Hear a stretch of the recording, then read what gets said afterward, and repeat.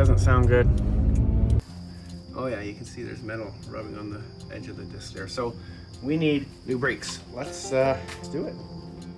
So this is what I got: rotors, calipers, and pads. Because I'm changing out the calipers, you have to first take off the brake line. While the caliper's still bolted, I'm just going to crack open this banjo bolt and then retighten it, because if they're really hard to crack open, it's even harder if it's not mounted to something firm. Tighten it back up so we don't really lose much brake fluid, but now at least I'll be able to get that out later. You can see there's one bolt here which mounts the caliper to the whole front knuckle, and there's another bolt lower down. There's 17 mil. I might need it. I'm gonna use a bigger ratchet. There we go.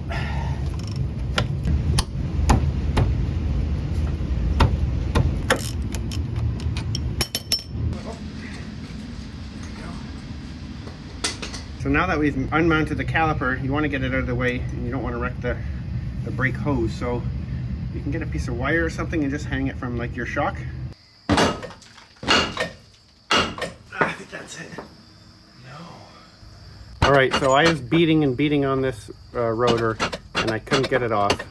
So I did what you guys are doing who are watching this, is YouTube how to get off rotors, and I'll link the video. This guy had 5 different methods, and this is the method I'm using, and it seems like it's working. So bolt here, washer, nut, and now this is just forcing it off. So now I just, oh, it's definitely coming off now.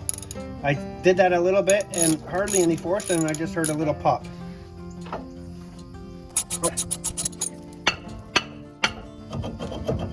It's not even that big of a screw. I was a little worried it's not going to be strong enough, but it didn't take that much force. Shows a difference. I was pounding on this with a 10-pound sledge and it wasn't coming off, and then this just popped it nicely, so I'm well pleased with that. You don't want to get your greasy hands all over it. Make it greasy.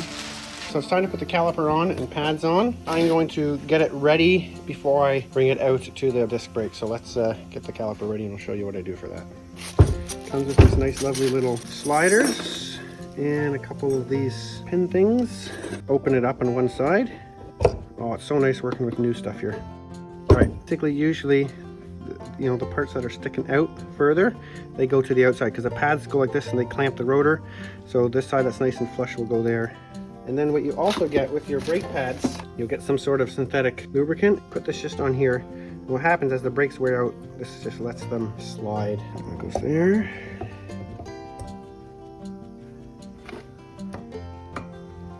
There we go.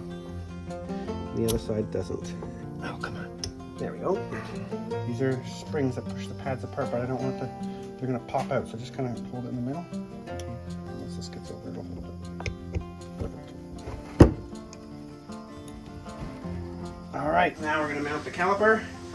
The 2 caliper bolts here. Nope, there goes the old one.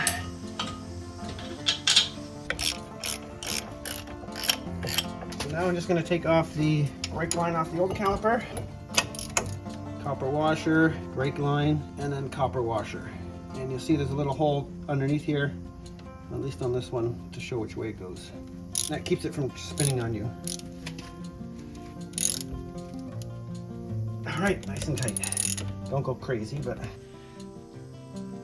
Oh! I did that very tight. Ouch. So when bleeding the brakes, you want to first make sure you got plenty of fluid in your main reservoir.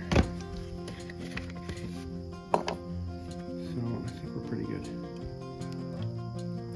And don't spill the stuff on paint, it's not good for paint. Just pump it up and down like 3 or 4 times so it gets a little bit stiffer. So he's holding it down. What I'm going to do is loosen this out.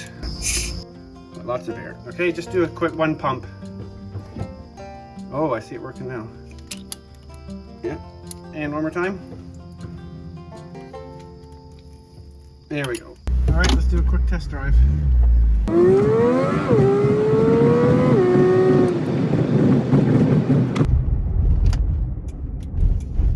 work just fine. Perfect.